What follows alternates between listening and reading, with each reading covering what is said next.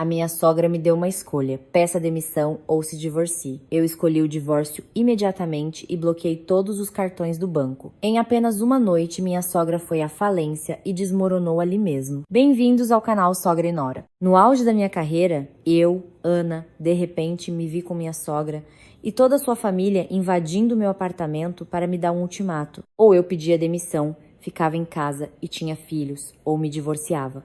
Mas eles não sabiam que eu tinha em mãos todas as provas do dinheiro que eles vinham secretamente tirando de mim nos últimos 3 anos. E ali mesmo, na sala de estar, naquele mesmo dia, eu decidi revidar. Esta história não é apenas sobre um casamento arruinado, mas sobre como eu virei o jogo, deixando toda a família do meu marido paralisada de horror. Meu nome é Ana, tenho 32 anos. Nesta ruidosa e brilhante São Paulo, posso dizer com confiança que não fico atrás de ninguém. Tenho um emprego com o qual muitos sonham. Sou chefe do departamento de estratégia em uma corporação internacional. Minha renda mensal é consistentemente de 7 dígitos. Tenho meu próprio apartamento, meu próprio carro. Parecia que minha vida era uma estrada reta, coberta de rosas. Até aquele dia. O dia em que um verdadeiro furacão atingiu meu apartamento de luxo, no qual eu investi toda a minha alma. Era uma quinta-feira à noite. Eu tinha acabado de terminar importantes reuniões online com parceiros de Londres. A sensação de sucesso e satisfação ainda pairava no ar. Eu me espreguicei com prazer e me aproximei da enorme janela panorâmica, observando o fluxo apressado de carros lá embaixo. Eu adorava essa sensação, a sensação de ser dona da minha própria vida, de liberdade e independência. A campainha insistente quebrou o silêncio do meu apartamento. A maneira impaciente e um tanto rude de tocar a campainha definitivamente não era do meu marido, Igor. Ele sempre foi mais delicado. Um mau pressentimento se instalou em minha alma. Fui abrir a porta e a cena que se apresentou diante de mim me deixou atordoada. Minha sogra, Sônia, estava no centro, com as mãos na cintura e uma expressão severa no rosto. Atrás dela havia um exército inteiro. A tia de Igor, Gabriela, conhecida em toda a família por seu hábito de pedir dinheiro emprestado e nunca se lembrar de devolver. Seu tio-avô, Vitor, que a cada encontro só perguntava sobre meu salário, e mais alguns parentes distantes que eu só tinha visto algumas vezes em feriados. Todos eles me olhavam com um ar de avaliação e condenação, como se eu fosse uma criminosa prestes a ser levada a julgamento. Dona Sônia, tia Gabriela, tio Vitor, por que estão todos aqui e sem avisar? Eu tentei manter a calma, embora uma onda de indignação já estivesse crescendo dentro de mim. Sônia nem se dignou a me responder. Ela me empurrou para o lado e, sem cerimônia, conduziu toda a procissão para dentro do apartamento. Eles se espalharam pela sala de estar. Alguém se jogou no meu novo sofá de couro italiano. Alguém andava por aí examinando curiosamente os objetos de decoração, fazendo comentários meio elogiosos, meio críticos. Meu coração se apertou. Esta é a minha casa, o meu espaço pessoal. E eles invadiram de forma tão descarada como se não houvesse ninguém aqui. Ana, sente-se aqui, temos que conversar. Sônia deu um tapinha na poltrona à sua frente com um tom de comando. Eu respirei fundo, suprimi a raiva e me sentei. Eu sabia que o espetáculo de hoje havia sido montado especialmente para mim. Sônia, depois de pigarrear, começou seu discurso previamente preparado. Aninha, você é a esposa do Igor. Nora da nossa família há 3 anos. 3 anos não é pouco tempo. Você precisa entender, o destino de uma mulher é assim. Não importa o quão bem-sucedida você seja ou quanto dinheiro ganhe, a base de tudo é a família, o marido, os filhos. O trabalho é passageiro. Hoje você tem, amanhã não. O mais importante é ser uma boa dona de casa e dar um herdeiro à nossa família, um continuador da linhagem. Ela fez uma pausa, estudando minha reação. Eu permaneci em silêncio, com as mãos entrelaçadas no colo, as unhas cravadas na pele. A tia Gabriela imediatamente concordou. Isso mesmo, sobrinha. As mulheres são valorizadas pelo marido e pelos filhos. Olhe, o apartamento é grande, bonito, mas sem o riso de uma criança, é frio e vazio. O tio Vitor assentiu com a cabeça. Nosso Igor ganha no mínimo 10 mil por mês. Ele pode muito bem sustentar a esposa e um filho. Fique em casa, cozinhe feijão, cuide das crianças e deixe que ele seja o provedor. Para que uma mulher precisa trabalhar tanto, só para se exaurir? Eu quase ri alto. 10 mil do Igor Isso não dava nem para cobrir a parcela mensal do financiamento deste apartamento, sem contar as dezenas de outras despesas caras que eu bancava sozinha. Mas continuei em silêncio, esperando para ver até que ponto de absurdo eles levariam esse espetáculo. Vendo que eu não ia ceder, Sônia começou a perder a paciência.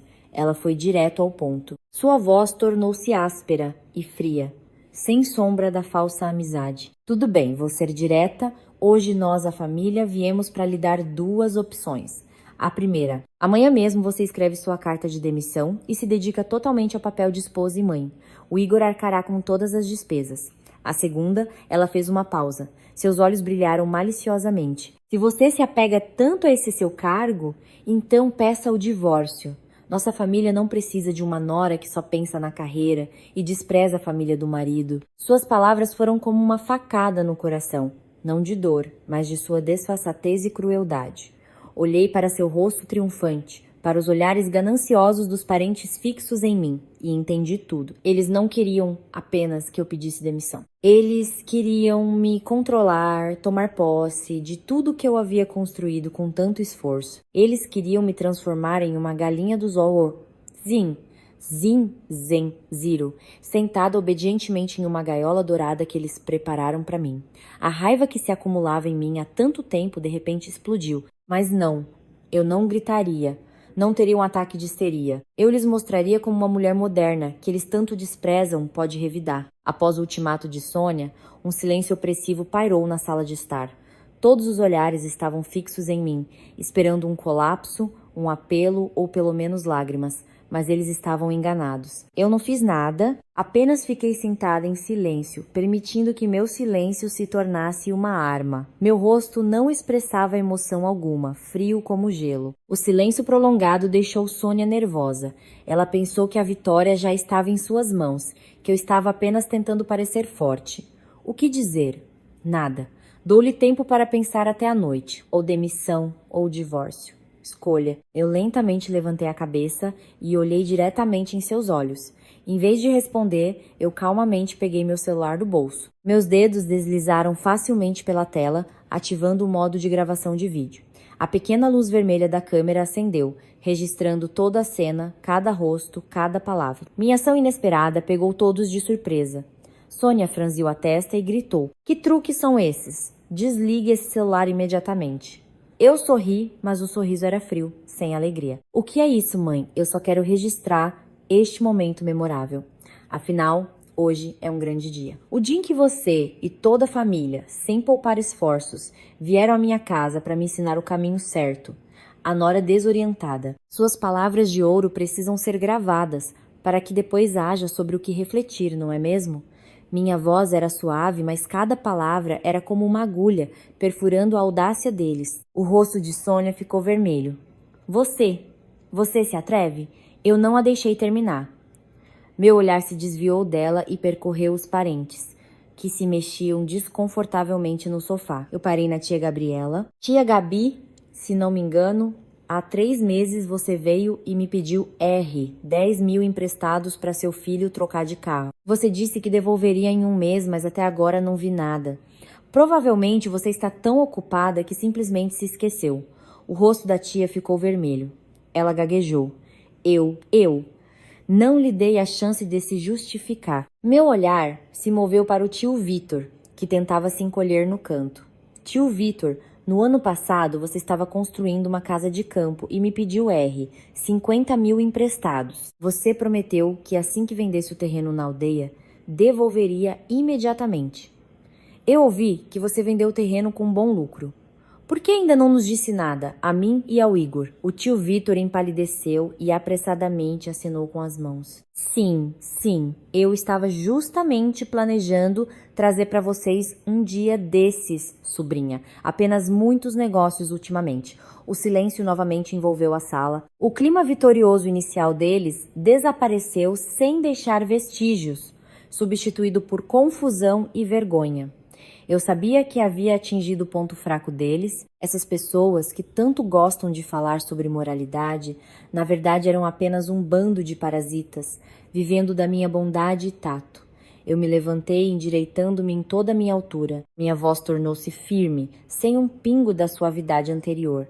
Respeitável mãe, respeitáveis tia e tio, permitam-me esclarecer a situação de uma vez por todas. Este apartamento foi comprado exclusivamente com meu dinheiro. A escritura de propriedade está em meu nome, Ana Oliveira da Silva. Esta é minha propriedade pessoal, protegida por lei. O fato de vocês terem invadido minha casa hoje, me pressionado e ameaçado, já constitui um crime. Invasão de domicílio. Eu levantei um pouco o celular. Eu gravei toda a conversa de hoje. Se vocês não saírem do meu apartamento imediatamente, não hesitarei em chamar a polícia. E então lidaremos não apenas com suas dívidas, mas também com suas ameaças contra mim. E a lei cuidará disso. O que você acha, mãe? Onde ficará a reputação de sua família então? Meu contra-ataque foi tão inesperado e forte que todos ficaram atônitos. Sônia tremia de raiva, apontando o dedo para mim. Sua ingrata, garota atrevida. Verusa Prosi ri. Se sou atrevida ou não, não cabe a você decidir. Mas a lei? Respondi sem um pingo de dúvida. Agora, por favor, todos para fora. Preciso descansar. Todo o grupo se entreolhou. Ninguém se atreveu a dizer uma palavra. No final, Sônia, embora fervendo de raiva, percebeu que não podia fazer mais nada. Ela se levantou com uma expressão descontente e arrastou os parentes atrás dela, que a seguiram cabisbaixos, como um exército derrotado. Antes de sair, ela não se esqueceu de lançar uma frase maliciosa nas minhas costas. Você espere. Veremos como o Igor vai lidar com você quando voltar. A porta bateu com um estrondo, devolvendo silêncio ao apartamento. Fiquei no meio da sala de estar, sentindo como se tivesse acabado de sobreviver a uma batalha. A adrenalina diminuiu, deixando para trás um cansaço mortal, mas no fundo um fogo se acendeu. Um fogo de resistência. Eles começaram esta guerra. E eu, Ana Oliveira, nunca serei a perdedora. Depois que o exército de parentes do meu marido recuou, eu não limpei imediatamente a bagunça que eles deixaram. Eu me joguei no sofá. Meu corpo estava exausto, mas minha mente estava surpreendentemente clara. Eu sabia que Sônia não deixaria as coisas assim. Certamente ela já havia ligado para o Igor, embelezando tudo para me fazer parecer um monstro e uma nora rebelde aos olhos dele. E eu sabia que o Igor voltaria.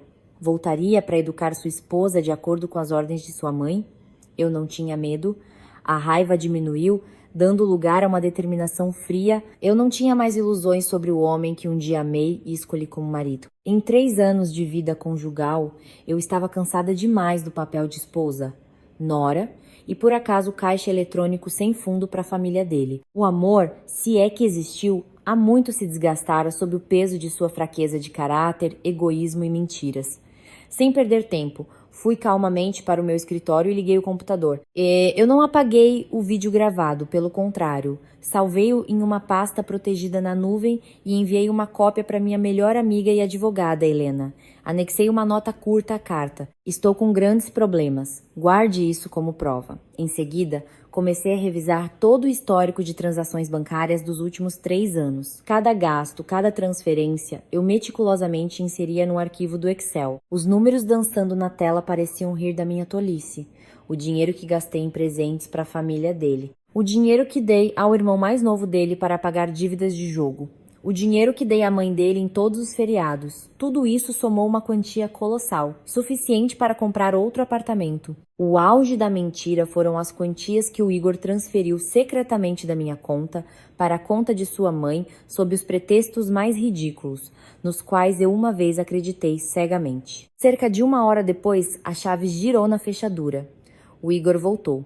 Ele entrou no apartamento com o rosto contorcido de raiva. Ele nem olhou para mim, jogou a pasta no chão e gritou. Ana, que diabo você aprontou aqui? Minha mãe acabou de me ligar. Ela tá em lágrimas. Diz que você a expulsou e a todos os parentes de casa. Você não tem respeito por mim e minha família. Levantei os olhos para ele. Meu olhar estava absolutamente calmo. Eu não expulsei ninguém. Apenas pedi a estranhos que saíssem da minha casa. As palavras minha casa tiveram o efeito de um pano vermelho em um touro. O Igor saltou na minha direção e rosnou. Minha casa. Esta é a nossa casa. O que você quer dizer?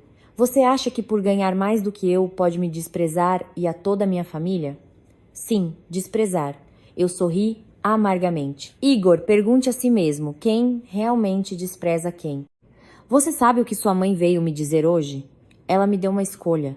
Ou pedir demissão, ou me divorciar.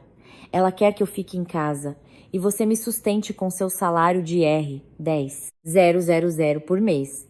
Você mesmo não acha isso ridículo? O Igor ficou atônito, mas imediatamente começou a se justificar. Bem, a mamãe só tá preocupada com você. Quer que você descanse e não se esgote. Ela tinha boas intenções. Boas intenções? Eu pulei, ficando cara a cara com ele.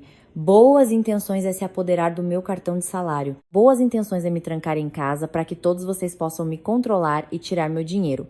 Igor, pare de fingir ser inocente. Você é cúmplice deles. Que bobagem você está dizendo? Ele gritou, tentando abafar a verdade. Bobagem. Peguei meu celular e liguei a gravação de áudio da minha conversa com Sônia. Sua voz estridente e calculista encheu a sala silenciosa. Assim que ela pedir demissão, o cartão de salário dela precisa ser confiscado. O salário dela é alto. Se o dinheiro ficar com ela, ela vai inventar alguma outra besteira. O rosto do Igor ficou branco como um lençol. Ele deu um passo para trás, gaguejando. Isso foi uma armação sua. Você provocou a mamãe. Eu não preciso provocar ninguém. Esse é o verdadeiro rosto da sua mãe, da sua família e o seu também. Eu não lhe dei tempo para se recuperar e dei o golpe final. No mês passado você me disse que recebeu um bônus e comprou para a mamãe uma pulseira de jade de R$8.000 como presente, para fazê-la feliz. Mas o extrato do meu cartão de crédito mostra uma cobrança exatamente desse valor na joalheria. 2 meses atrás, seu irmão Carlos perdeu no jogo novamente. Você disse que pegou o R$10.000 emprestados de amigos para ele, mas na verdade você transferiu secretamente o dinheiro da minha conta poupança. Achou que eu não descobriria, Igor? Cada palavra minha era uma prova irrefutável, atingindo diretamente sua mentira. O Igor estava completamente arrasado. Ele desabou na poltrona, cobrindo a cabeça com as mãos, e não conseguiu dizer uma palavra. Seu silêncio foi a confissão mais eloquente. Olhei para o homem à minha frente, que um dia amei, e agora sentia apenas desprezo e decepção. Tudo ficou extremamente claro. Este casamento foi uma fraude desde o início. O silêncio de Igor era opressivo. Ele não negava, não gritava. Apenas ficava sentado imóvel, como uma estátua. Provavelmente ele nunca imaginou que eu, sua esposa, sempre mansa e que tudo perdoa, pudesse me tornar tão afiada e decidida. Ele se acostumara demais a eu sempre ceder, sempre em nome da chamada paz familiar, fechando os olhos para todas as suas transgressões. Olhei para ele. Não havia um pingo de emoção em meus olhos. Igor, eu lhe dei muitas chances. Eu esperava que você mudasse, que começasse a pensar, que se tornasse um marido de verdade, o pilar de nossa pequena família. Mas eu estava errada. Você não me escolheu. Você escolheu sua família, a ganância e a mentira deles. Você escolheu ser um homem medíocre, vivendo às custas da esposa, mas sempre se passando por uma pessoa importante. Dizendo isso, eu caminhei calmamente até a mesa de trabalho. Abri a gaveta e tirei uma pilha de papéis cuidadosamente dobrada. Era o pedido de divórcio. Eu o preparei 6 meses atrás. Naquele dia em que descobri que o Igor havia secretamente pegado meu dinheiro para investir em algum empreendimento duvidoso de seu tio e perdido tudo, naquela época eu já ia apresentá-lo, mas novamente amoleci e novamente me enganei de que ele mudaria. Mas hoje eu percebi que minha paciência havia se esgotado. Coloquei o pedido de divórcio na mesinha de centro, bem na frente do Igor. 2 palavras, impressas em negrito. Pedido de divórcio caíram sobre sua consciência atordoada como um martelo. O que é isso? Igor levantou a cabeça bruscamente. Sua voz tremia. Divórcio. Respondi com um tom gelado. Acho que não temos mais nada sobre o que conversar. Assine. Temos poucos bens em comum, porque quase tudo é meu. Este apartamento é meu, o carro também é meu, temos uma conta poupança conjunta, mas o dinheiro nela também é meu. Não vou exigir de volta o que gastei com sua família nestes 3 anos. Considere isso o preço da minha estupidez. Você só precisa assinar e nos separaremos pacificamente. Igor olhou para o pedido, depois para mim. Havia horror em seus olhos. Ana, não faça isso. Eu estava errado. Eu sei que estava errado. Me dê mais uma chance, por favor. Uma chance? Eu sorri ironicamente. Quantas chances eu já lhe dei, Igor? Você se lembra? Você as valorizou tarde demais. Vendo minha determinação, Igor mudou de tática e passou para as ameaças. Não pense que vai se livrar de mim tão facilmente. Eu não vou assinar. Nunca vou assinar. Você é minha esposa. E você é responsável por esta família. Responsabilidade? Olhei diretamente em seus olhos. Minha responsabilidade não é sustentar toda a sua família. Se não assinar, não tem problema. Eu entrarei com o pedido de divórcio unilateralmente, com todas as provas que tenho, gravações de áudio, extratos bancários, depoimentos de testemunhas. O que você acha que o tribunal decidirá? Você acha que sairá de mãos vazias? Ou ainda terá que me pagar uma indenização?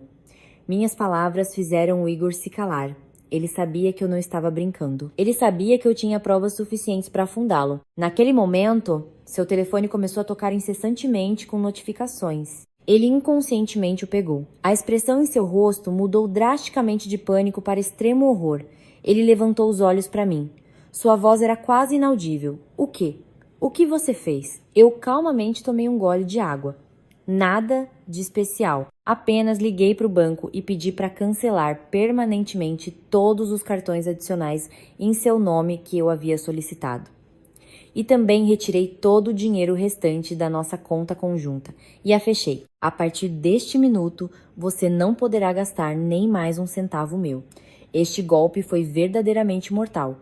Igor ficou paralisado. Ele viveu tanto tempo com meu dinheiro que esqueceu como era ser independente. Seu salário, como eu sabia, ia quase todo para a mãe.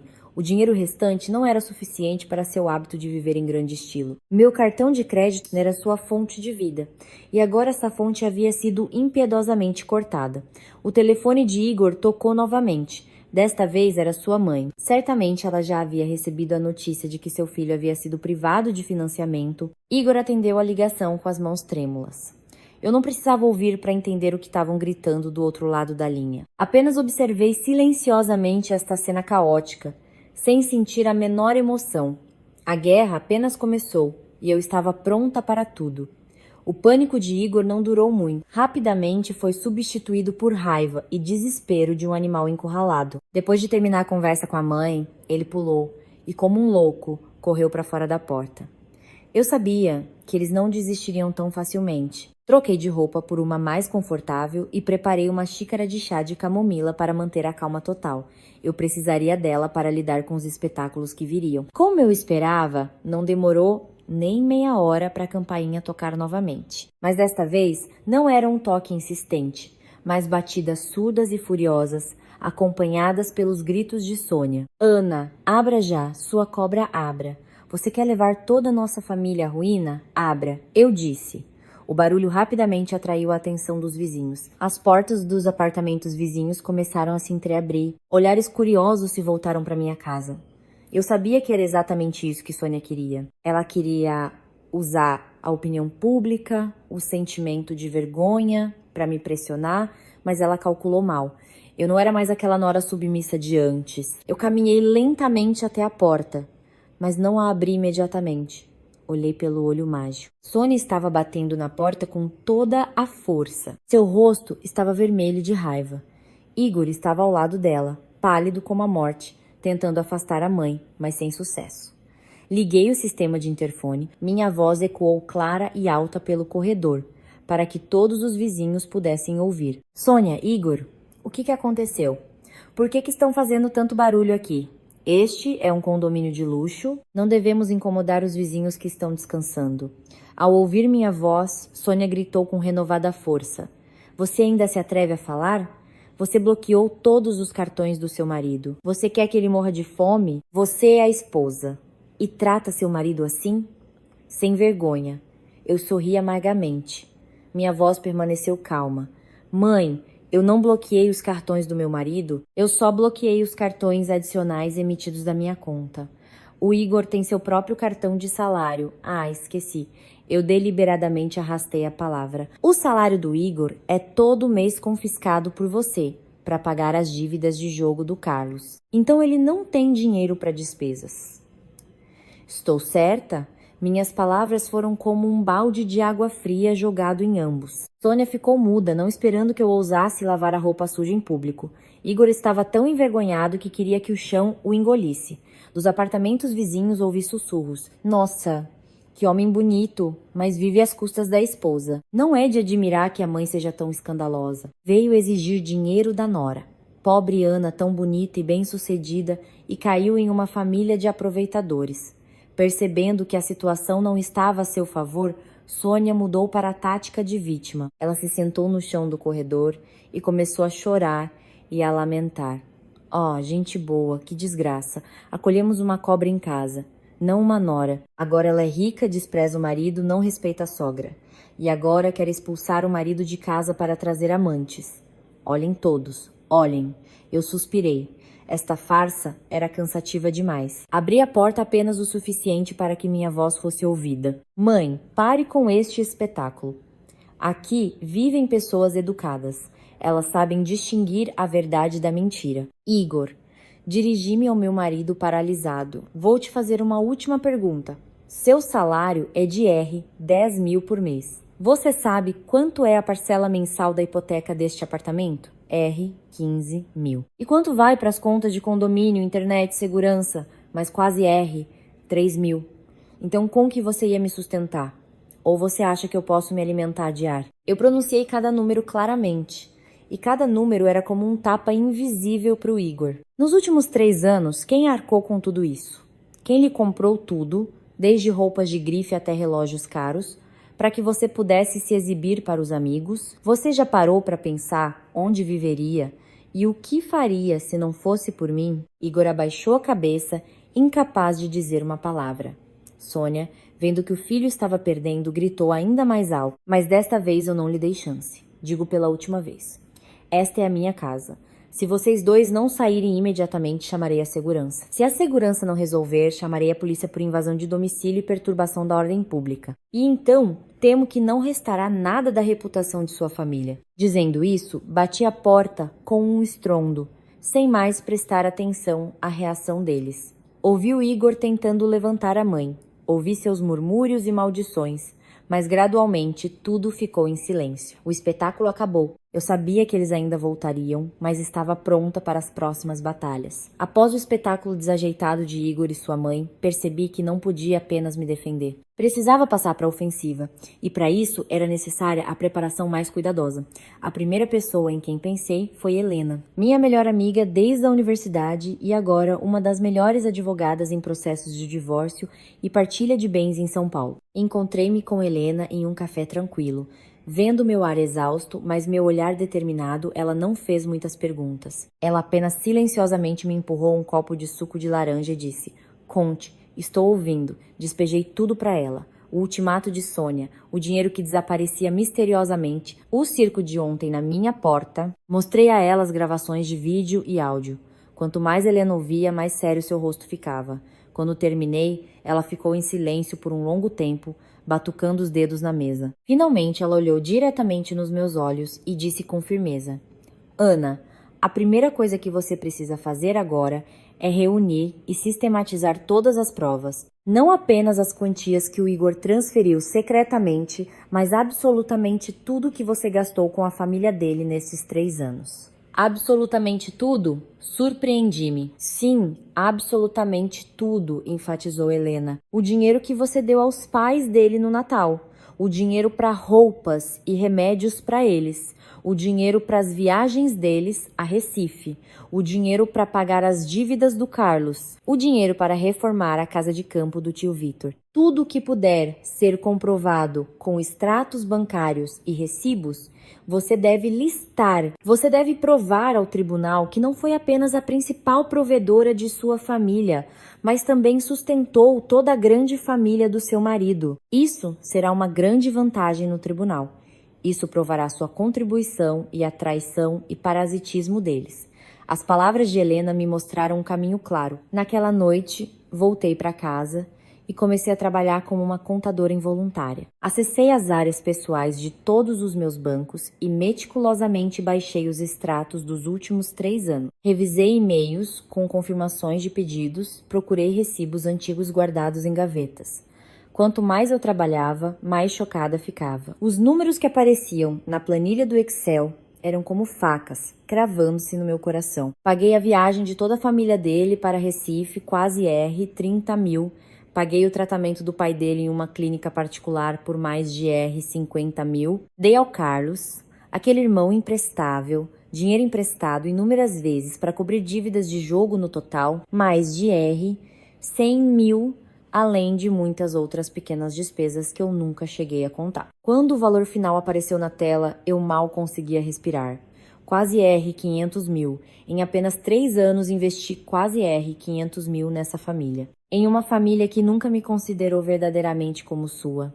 As lágrimas brotaram dos meus olhos, não pelo dinheiro, mas pela dor da minha própria estupidez e cegueira. Sacrifiquei tanto para receber em troca apenas desprezo e uma tentativa descarada de me roubar. Naquele momento, meu telefone tocou.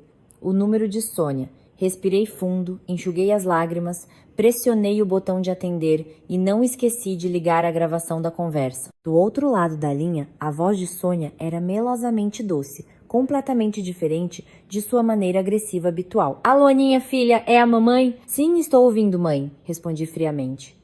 Aninha, o que aconteceu outro dia? Foi no calor do momento. Não fique com raiva de mim, ok? Eu só tô preocupada com você e o Igor. Ela começou sua cantiga familiar. O Igor é um bobo. Você é a esposa. Seja mais sábia.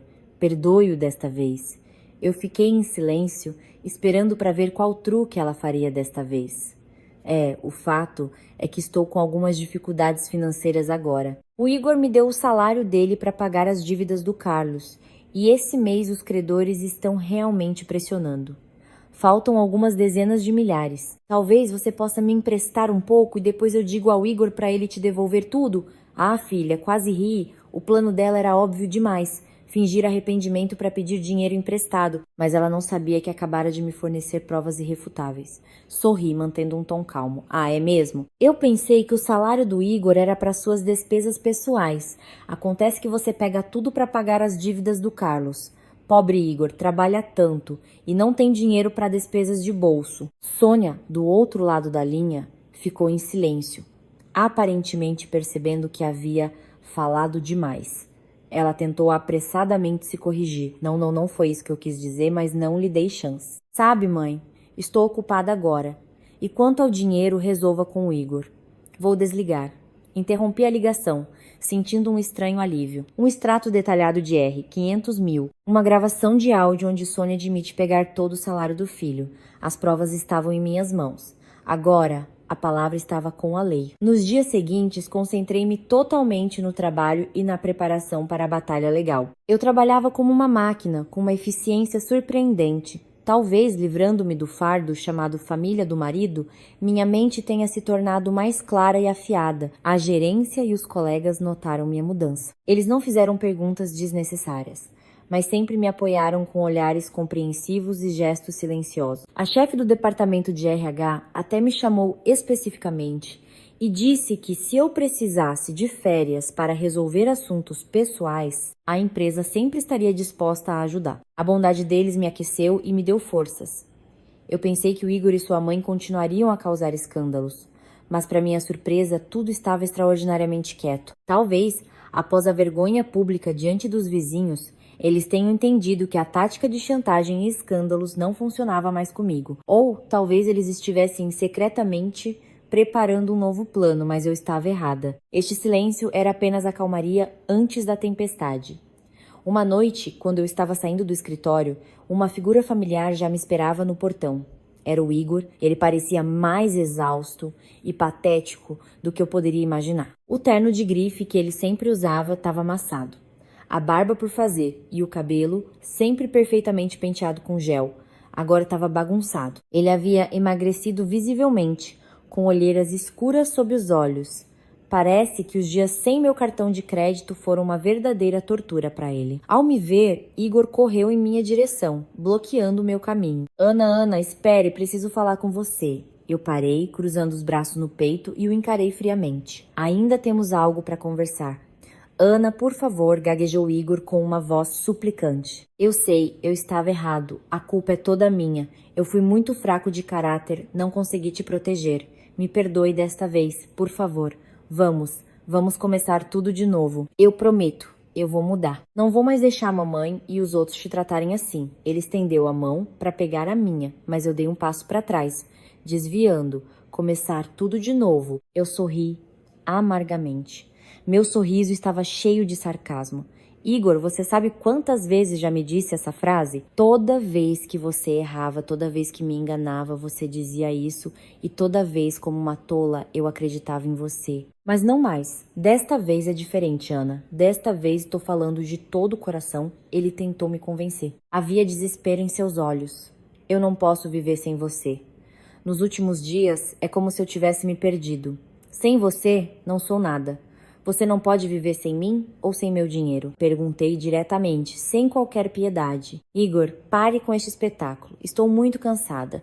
Tudo entre nós acabou no dia em que você ficou do lado da sua mãe para me forçar a pedir demissão. Amor, confiança, tudo morreu. Minhas palavras cruéis atordoaram o Igor.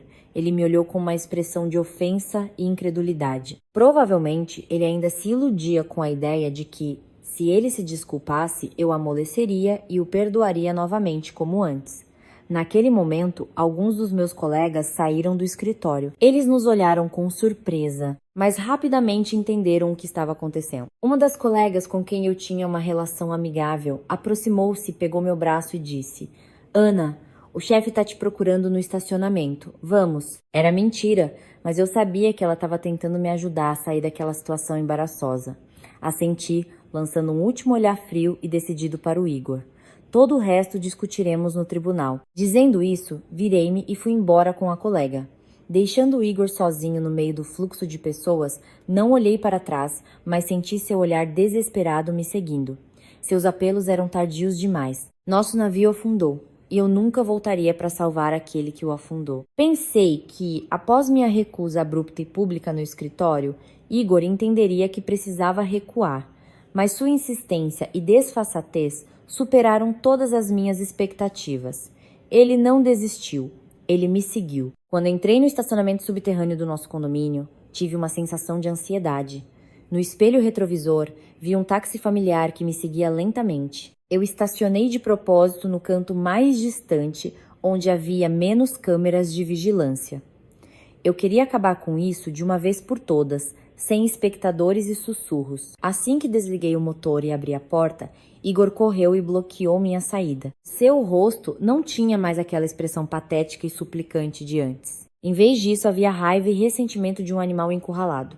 Ana, por que você está fazendo isso comigo? Você gostou de me humilhar na frente dos seus colegas? Ele rosnou. Sua voz ecoou pelo estacionamento silencioso. Fechei a porta do carro com calma e, encostando-me nela, olhei em seu rosto. Eu não te humilhei. Você se humilhou. Se você não tivesse vindo até mim, se não tivesse encenado aquele espetáculo patético, ninguém teria prestado atenção. Eu. Igor engasgou de raiva. Ele se aproximou, cerrando os punhos. Eu disse que estava errado. Por que você não pode me dar uma chance? Você sabe que minha mãe chorou todos esses dias. Você sabe que toda a minha família está um caos por sua causa? Ah, é mesmo? Curvei os lábios. E vocês já pensaram nos meus sentimentos quando sua mãe e toda a família vieram à minha casa para me insultar e me forçar a pedir demissão? Vocês pensaram nos meus sentimentos? Quando você secretamente pegava meu dinheiro para sustentar sua família, você pensou nos meus sentimentos. Não me fale mais sobre responsabilidade, Igor. Você não tem esse direito. Eu fiz tudo isso apenas pelo bem da família. Igor ainda tentava argumentar. O bem da família. Eu ri. O riso era frio e amargo. Ou pelo bem da sua mediocridade e preguiça. Você diz que me ama. Mas o que você fez por mim? Além de tirar meu dinheiro e me criar um problema atrás do outro. Percebendo que os argumentos não funcionavam, Igor passou para a audácia. De qualquer forma, você ainda é minha esposa e seus bens são meus bens. Você não tem o direito de me expulsar assim. Neste ponto, percebi que não havia mais nada a dizer. As palavras perderam o sentido. Apenas provas irrefutáveis poderiam fazê-lo calar a boca. Abri minha bolsa e tirei uma pilha grossa de papéis que a advogada Helena me ajudou a preparar. Eram todos os extratos de transações suspeitas da minha conta e da nossa conta conjunta nos últimos 3 anos. Eu joguei silenciosamente a pilha em seu rosto. As folhas brancas se espalharam e cobriram o chão de concreto frio do estacionamento. Igor ficou atônito. Ele se abaixou e pegou uma folha. A expressão em seu rosto mudou instantaneamente. Em março do ano passado, você transferiu R, 10 mil para sua mãe. R, 10 mil, dizendo que era para a reforma da cozinha, mas na verdade foi para o seu irmão pagar dívidas de apostas esportivas. Em julho do ano passado, você transferiu R$ 15.000 para a conta do seu tio, dizendo que era um investimento conjunto, mas na verdade era para ele comprar um terreno no próprio nome. Em dezembro do ano passado, você sacou R$ 5.000 em dinheiro, alegando que era para resolver questões de trabalho. Mas na realidade usou esse valor para comprar presentes para a família da sua tia. Eu pronunciei cada quantia claramente. Cada palavra minha era como um martelo batendo nos restos de seu amor próprio. Ele tremia, as folhas caindo de suas mãos. E isso não é tudo, Igor. No total, em 3 anos, você transferiu secretamente de mim quase R$ 250.000. Você achou que eu não sabia de nada? Achou que eu era uma tola tão fácil de enganar? Aproximei-me dele e sussurrei em seu ouvido palavras que fizeram um arrepio percorrer sua espinha. Ah, e mais uma coisa. Todas as suas conversas telefônicas com sua mãe, seu plano para se apossar dos meus bens. Eu também gravei tudo. Quer ouvir? Este último golpe quebrou Igor completamente. Ele caiu de joelhos, cobrindo a cabeça com as mãos. Todo o seu corpo tremia, não de medo, mas porque a verdade nua e cruel havia sido revelada. Ele havia perdido. Perdeu feio. Olhei para o homem caído a meus pés, sem sentir um pingo de pena. Virei-me. Abri a porta do carro, entrei e liguei o motor. O ronco do motor quebrou o silêncio sinistro do estacionamento. Fui embora, deixando o Igor sozinho com uma pilha de provas de sua culpa, com a verdade que ele nunca mais poderia negar. O espetáculo tinha que acabar. Após a exposição no estacionamento subterrâneo, Igor desapareceu completamente da minha vida. Não houve mais ligações, nem cenas de súplica. Pensei que ele finalmente havia entendido sua situação e se conformado com a realidade. Mas esse silêncio acabou sendo o prenúncio de uma tempestade ainda mais forte. Cerca de uma semana depois, tarde da noite, quando eu já estava me preparando para dormir, meu telefone vibrou loucamente. Um número desconhecido. Eu geralmente não atendo a essas ligações, mas uma intuição me disse que eu deveria atender. Alô? Do outro lado da linha, a voz era rouca e fraca, interrompida por uma respiração pesada e soluços. Levei um momento para perceber que era o Igor. O que aconteceu? Perguntei sem qualquer emoção. Ana, me salve, salve a mamãe. Igor começou a chorar, abandonando toda a dignidade masculina. Na minha empresa há uma reestruturação, demissões. Eu estou na lista de demissão, disseram que meu estado mental está instável ultimamente. A produtividade caiu. Eu fiquei em silêncio. Mais cedo ou mais tarde, isso teria que acontecer. Um homem tão medíocre e dependente como ele não conseguiria se manter à tona sem o meu apoio. Vendo que eu estava em silêncio, Igor entrou em pânico ainda mais. Ele quase gritou no telefone. E isso não é o pior. Ana, mamãe soube que vou ser demitido em breve. Ela ficou tão abalada que desmaiou. Foi levada para o hospital. Os médicos dizem que ela teve um micro AVC. Precisa ser internada com urgência para exames e tratamento. A conta preliminar já estava em R$ 50.000. Ana, onde vou conseguir tanto dinheiro agora? R. 50.000?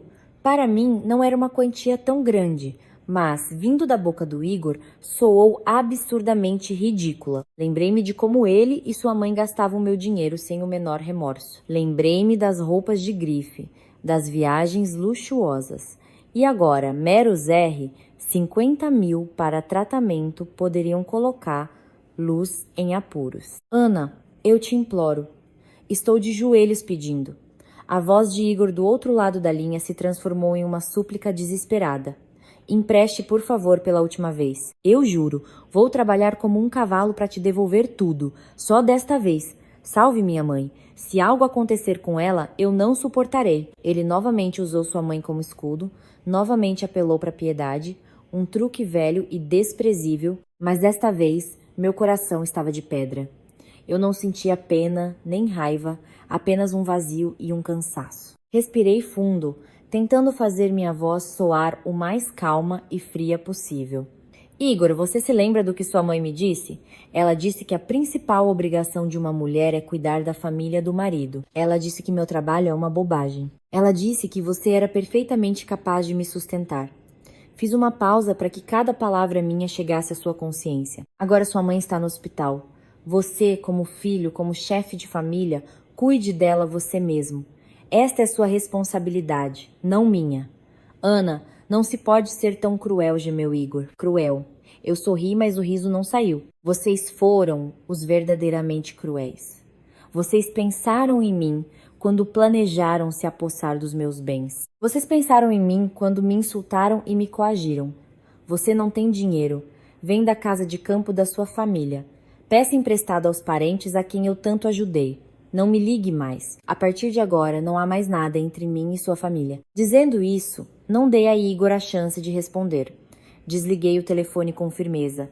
Logo depois, bloqueei seu número. Fiquei na escuridão do quarto, olhando para as luzes da cidade noturna. Minha alma estava surpreendentemente calma.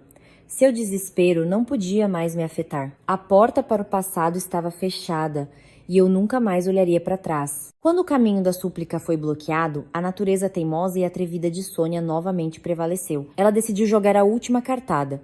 Uma cartada que, em sua opinião, deveria me destruir, armando um escândalo no meu trabalho. Era uma manhã de segunda-feira. O ambiente de trabalho era tenso. Eu estava conduzindo uma reunião com a equipe sobre o lançamento de um novo produto, quando recebi uma ligação da segurança do primeiro andar. Ana, há um grupo de pessoas fazendo barulho aqui embaixo. Dizem que são seus parentes e querem vê-la. Estão gritando, fazendo escândalo. Não conseguimos acalmá-los. Meu coração não vacilou. Eu sabia quem era. Tudo bem, segurem-nos aí. Digam que já desço. Eu disse calmamente à minha equipe. Continuem, por favor. Tenho um pequeno assunto pessoal. Volto em 15 minutos. Não fui de mãos vazias. Passei na minha mesa, peguei meu telefone e uma pequena caixa de som Bluetooth que costumo usar para música. Eu sabia que um grande espetáculo me esperava e eu precisava do adereço apropriado. Assim que saí do elevador, a cena caótica se apresentou diante dos meus olhos. Sônia estava sentada no chão, no centro do saguão, cabelos desgrenhados. Ela batia com as mãos no chão de mármore brilhante e lia em voz alta. Gente boa, olhem. Minha nora ingrata enriqueceu e despreza o marido, abandonou a sogra doente. Vejam o verdadeiro rosto da sua chefe de departamento. Ao lado dela, a já conhecida tia Gabriela e o tio Vitor se apressavam, concordando com tudo e contando sobre os sofrimentos de sua família e minha crueldade. Vários outros parentes distantes estavam ao redor, formando um muro humano e impedindo seguranças. Muitos funcionários e clientes da empresa pararam para assistir. Os sussurros ficavam cada vez mais altos. Ao me ver, Sônia pareceu ganhar novas forças. Ela apontou o dedo para mim e gritou ainda mais alto. Aí tá ela. Aí tá a cobra. Como você teve coragem de aparecer aqui? Sua sogra está em uma cama de hospital por sua causa. Seu marido perdeu tudo por sua causa. Você está satisfeita, feliz? Eu não vacilei. Aproximei-me calmamente e parei a alguns metros deles, a uma distância segura. Não disse nada, apenas liguei silenciosamente a caixa de som Bluetooth e a conectei ao meu telefone. Todo o saguão ficou em silêncio em curiosa expectativa, e então, da caixa de som, uma voz estridente e familiar soou, claramente audível até a última palavra. Assim que ela pedir demissão, o cartão de salário dela deve ser confiscado. O salário dela é alto. Se o dinheiro ficar com ela, ela vai inventar alguma outra besteira. Deixa-me dar. Oizerai a dona. Darei a ela uma mesada para despesas de bolso todos os meses, e isso será suficiente para ela. Era a voz de Sônia daquela mesma gravação de áudio. Seu rosto se contorceu. O sorriso vitorioso congelou em seus lábios, substituído por extremo horror. Ela gaguejou. O quê? O que é isso? Você. Eu não lhe dei tempo para se recuperar, e a próxima gravação soou. Desta vez, era a voz da tia Gabriela. Isso mesmo, irmã. Você precisa mostrar a ela o lugar dela. Uma mulher, por mais inteligente que seja, deve sempre estar um degrau abaixo do marido. E deixe os homens controlarem o dinheiro. É mais seguro. Um murmúrio percorreu o saguão. Os olhares que antes me encaravam com dúvida agora estavam fixos na família de Igor, cheios de desprezo e repulsa. Você forjou tudo. Você editou, gritou Sônia em desespero, tentando negar o óbvio. Sorri friamente. Se eu forjei ou não, mãe, podemos pedir à polícia para fazer uma perícia. Esta gravação de áudio, juntamente com o vídeo de você e seus parentes me ameaçando em minha casa, já foi entregue ao meu advogado. Eu só queria mostrar a todos os presentes quem é o verdadeiro ator aqui e quem é o lobo em pele de cordeiro. Virei-me para a multidão e disse em voz alta e clara: Senhoras e senhores, meu nome é Ana. Esta é minha ex-sogra e sua família. Eles vieram aqui hoje não porque eu sou ingrata, mas porque eu cortei o fluxo financeiro do qual eles vinham tirando dinheiro de mim nos últimos 3 anos. Eles querem destruir minha reputação para me forçar a sustentar. Luz novamente. Todas as provas eu apresentarei no tribunal. Obrigado pela atenção. Dizendo isso, fiz um sinal para a segurança. Desta vez, ninguém os impediu. Os seguranças altos e fortes rapidamente se aproximaram e escoltaram a família de Sônia, paralisada de vergonha, para fora do prédio. Ela não gritava mais, apenas caminhava cabisbaixa sob os sussurros e olhares de desprezo de todos ao redor. O espetáculo terminou em um fracasso total e humilhante para seus instigadores. Virei-me e fui direto para o elevador. Minha alma estava surpreendentemente calma. Eu sabia que a partir daquele momento eles nunca mais ousariam me incomodar. Após a apresentação fracassada em meu escritório, a família de Igor silenciou completamente. Provavelmente a humilhação pública foi um golpe forte demais, quebrando definitivamente sua audácia. Alguns dias depois, recebi uma intimação do Tribunal Distrital. Eu e Igor fomos convidados para um procedimento de conciliação pré-julgamento no caso de divórcio. Finalmente aquele dia chegou. Fui ao tribunal com Helena. Ao contrário das minhas expectativas de um lugar austero e frio, a sala de conciliação era pequena e simples. Igor chegou mais cedo e estava sentado sozinho em um canto. Ele parecia ainda mais patético do que em nosso último encontro. O rosto emagrecido, o olhar vazio, as roupas desleixadas. Ele não era mais o homem bem cuidado e autoconfiante que eu conhecera. A ruína estava escrita em cada traço de seu rosto. Ao nos ver, a mim e a Helena, Igor apenas levantou os olhos por um momento e depois os fixou no chão novamente, sem ousar encontrar meu olhar. A juíza que conduzia o procedimento era uma mulher de meia idade com um rosto gentil, mas um olhar muito perspicaz. Ela revisou nosso caso, depois levantou os olhos para nós dois e disse suavemente: Ana, Igor, o tribunal recebeu o pedido de divórcio unilateral de Ana. De acordo com o procedimento, hoje realizamos uma audiência de conciliação para lhes dar a oportunidade de reconsiderar, de restabelecer as relações familiares. O casamento é um passo sério e sua dissolução é sempre triste, especialmente quando vocês são tão jovens. Ela falou muito sobre o significado da família, sobre o dever conjugal, sobre a necessidade de dar uma chance um ao outro. Eu ouvi em silêncio, sem interromper. Eu respeitava os procedimentos legais, mas quando ela perguntou sobre minhas intenções, respondi com firmeza e decisão. Meritíssima, não tenho desejo de conciliação. Minha decisão de me divorciar foi cuidadosamente pensada. Todos os meus sentimentos e confiança em Igor se esgotaram. Apenas peço ao tribunal que formalize nosso divórcio o mais rápido possível. A juíza olhou para mim, depois para Igor. E você, Igor, qual é a sua opinião? Só então Igor levantou a cabeça. Ele não olhou para mim, mas para a juíza e disse suplicante: Meritíssima, eu não quero me divorciar. Eu sei, cometi muitos erros, mas ainda amo minha esposa. Peço ao tribunal que nos dê mais tempo. Mesmo em tal situação, ele continuava a atuar. Quase ri. Tempo para quê? Permita-me perguntar, interveio Helena, como minha advogada. Sua voz era profissional e fria. Minha cliente tomou uma decisão final. Prolongar o processo só trará mais sofrimento a ambas as partes. Se Igor realmente tem sentimentos, ele deve respeitar a decisão de Ana e deixá-la ir. Pressionado pela minha advogada, Igor decidiu usar sua última cartada. Com as mãos trêmulas, ele tirou da pasta uma pilha de documentos médicos e os colocou sobre a mesa. Meritíssima minha mãe. Minha mãe recentemente foi internada no hospital com um AVC. Sua saúde está muito frágil. O médico disse que ela não pode sofrer nenhum choque. Se nos divorciarmos agora, temo que ela não suporte. Peço ao tribunal, por favor, que se coloque na situação da minha família. Nos dê um adiamento. A juíza hesitou um pouco e pegou os documentos para examiná-los. Olhei para Helena. Ela sentiu quase imperceptivelmente. Eu sabia o que fazer. Meritíssima, levantei-me. Minha voz era calma, mas firme. Primeiro, a doença da mãe de Igor é lamentável, mas não é uma base legal para adiar nosso divórcio. Este casamento não pode mais ser salvo, e sua prorrogação é apenas auto-engano. Segundo, olhei diretamente para Igor. Foi a mãe dele que me deu o ultimato: trabalho ou divórcio. Foi ela que quis que este casamento terminasse. Por que agora você usa a saúde dela como motivo para mantê-lo? Continuei, sem lhe dar a chance de dizer uma palavra. Terceiro, e o mais importante, Tenho provas de que Igor e sua família me submeteram sistematicamente a abuso psicológico, me enganaram e se apropriaram dos meus bens por um longo período. Se Igor não concordar em assinar o pedido, exigirei a abertura de um processo separado, e então não será apenas um divórcio. Minhas palavras foram como um trovão para Igor.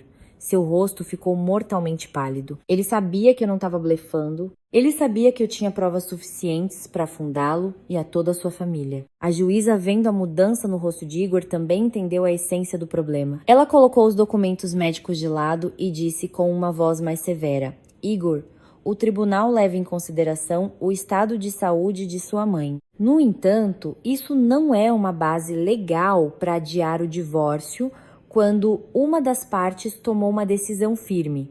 Se vocês realmente não podem restabelecer o relacionamento, é melhor resolver esta questão de uma vez por todas.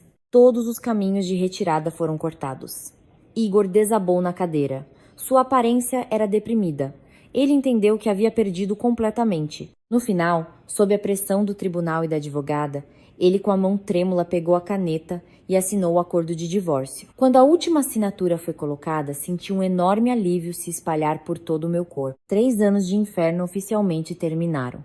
Levantei-me, junto com Helena, curvei-me para a juíza e saí da sala, sem olhar para trás nenhuma vez para o homem que um dia foi meu marido. A porta se fechou atrás de mim, colocando um ponto final no capítulo mais sombrio da minha vida. O divórcio foi finalizado, mas minha batalha ainda não havia terminado. A sessão mais importante estava por vir, o Tribunal de Partilha de Bens e Cobrança de Indenização. Eu não precisava de nada do Igor, mas estava determinada a reaver os quase 250 mil que ele secretamente roubou de mim, além de receber uma indenização por danos morais. No dia do julgamento, a atmosfera era muito mais tensa do que na audiência de conciliação. Igor contratou um advogado, um homem de meia idade com um ar bastante astuto. Ao me verem a Helena, este advogado até sorriu com desafio. A sessão começou. Depois que o juiz anunciou o motivo, Helena, representando meus interesses, expôs clara e logicamente todas as nossas exigências. Ela apresentou um extrato detalhado de todas as quantias que Igor transferiu, com documentos bancários autenticados anexados. Ela também apresentou provas de abuso psicológico por parte da família de Igor, incluindo gravações de áudio e vídeo. Nossas exigências eram claras.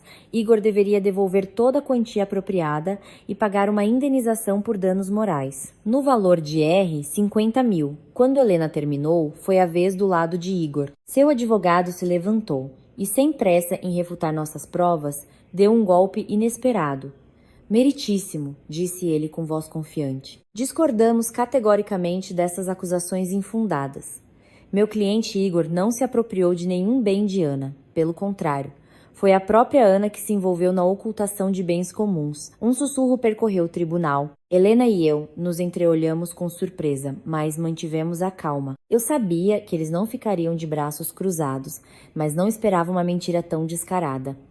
O advogado continuou, levantando uma pasta de documentos. Temos provas de que, apenas uma semana antes de entrar com o pedido de divórcio, Ana transferiu uma grande quantia de 50 mil para a conta de uma certa Helena. E, meritíssimo, esta pessoa não é outra senão a respeitável advogada sentada à sua frente. Ele apontou para Helena com um ar triunfante. Todos os olhares no tribunal se voltaram para minha amiga. Igor também levantou a cabeça. Um fraco raio de esperança brilhou em seus olhos. Esta é uma clara tentativa de conluio com o objetivo de ocultar ativos antes do divórcio para evitar sua partilha legal. Pedimos ao tribunal que leve este fato em consideração e rejeite todas as exigências do requerente. O advogado concluiu com ar de presunção. A atmosfera no tribunal ficou tensa. O juiz olhou para Helena com interrogação. Se esta acusação fosse verdadeira, não apenas eu ficaria em desvantagem, mas a reputação de Helena como advogada seria seriamente prejudicada. Mas, ao contrário de suas expectativas, Helena não demonstrou a menor preocupação. Ela se levantou calmamente e sorriu suavemente, um sorriso profissional e confiante. Meritíssimo. Agradeço ao colega por levantar esta questão. De fato, minha cliente, Ana, me transferiu a quantia de 50 mil no período indicado. A admissão de Helena fez com que Igor e seu advogado sorrissem ainda mais presunçosamente, mas seus sorrisos rapidamente desapareceram quando Helena continuou. No entanto, isso de forma alguma constitui ocultação de ativos. Helena colocou sobre a mesa do juiz outra pasta de documentos cuidadosamente costurada. Este é um contrato de gestão de investimentos entre mim e Ana, celebrado há 2 anos e autenticado em cartório. De acordo com este contrato, Ana me confia, como pessoa física e investidora, o uso de parte de sua renda para investir em valores mobiliários e imóveis. A quantia de R$ 50 mil. Foi uma das parcelas planejadas no âmbito deste contrato. Todas as operações são legais, transparentes e comprovadas por documentos. Helena continuou. Sua voz tornou-se mais firme. Além disso, peço ao tribunal que observe que a renda mensal de minha cliente é de várias centenas de milhares de reais. Um investimento de R$ 50.000 em comparação com seu patrimônio. E renda totais é insignificante. Alegar que Ana ocultou uma quantia tão pequena para se esquivar de suas obrigações para com o marido, que não fazia nenhuma contribuição econômica e, além disso, vivia às suas custas. É um argumento completamente absurdo e ridículo. A resposta afiada e bem fundamentada de Helena virou completamente a situação. O rosto do advogado de Igor de Vitorioso tornou-se mortalmente pálido. Ele não esperava que estivéssemos tão bem preparados. Seu plano sujo de me denegrir foi um fracasso retumbante em pleno tribunal. O último raio de esperança de Igor se apagou. Ele ficou sentado com a cabeça baixa, exalando um desespero total e absoluto. Após a resposta poderosa de Helena, um silêncio reinou no tribunal. O advogado de Igor ficou paralisado, incapaz de dizer uma palavra. Suor frio brotou em sua testa. Todas as suas tentativas de virar o jogo se chocaram contra provas irrefutáveis e uma lógica de ferro. Helena não deu ao oponente tempo para se recuperar. Ela voltou à questão principal. Sua voz soava ponderada e confiante. Meritíssimo. Depois de esclarecermos a falta de fundamento das acusações da parte ré, gostaria de voltar às nossas exigências. Temos extratos bancários completos e autenticados que provam que o cidadão Igor sistematicamente e secretamente transferiu dinheiro da conta de sua esposa, Ana, para as contas de sua mãe, Sônia, e de seu irmão, Carlos. A quantia total calculada por nós é de R$ 246.500. Helena ergueu bem alto a pasta de documentos, abrindo a última página com a tabela final destacada em negrito. Isso constitui apropriação de bens durante o casamento e uma violação grosseira do Código de Família. Essas ações não apenas causaram danos materiais, mas também são uma fraude, uma traição, que causou um profundo trauma moral à minha cliente. Ela continuou. Seu olhar aguçado estava fixo em Igor. Além disso, temos provas de que Sônia e outros membros da família foram repetidamente ao apartamento e ao local de trabalho de Ana para criar escândalos, insultá-la, ameaçá-la e forçá-la a pedir demissão com o objetivo de se apoderar de toda a sua renda. Essas ações afetaram seriamente a saúde, o estado de espírito e a reputação de minha cliente. Portanto, o pedido de indenização por danos morais no valor de R$ 50 mil é totalmente justificado, justo e razoável. O lado de Igor não conseguiu apresentar um único contra-argumento de peso. Todas as evidências estavam contra eles. Seu advogado só conseguia murmurar frases fracas como: foram presentes voluntários entre os cônjuges ou Ana concordou, mas não tinha um único documento ou testemunha para confirmar. Após os debates, o tribunal anunciou um recesso para proferir a sentença. Helena e eu ficamos sentadas em nossos lugares, ambas em silêncio. Eu não estava preocupada porque tinha certeza de que a justiça estava do meu lado. Senti apenas um profundo cansaço após a longa luta. Cerca de 20 minutos depois, o tribunal retornou.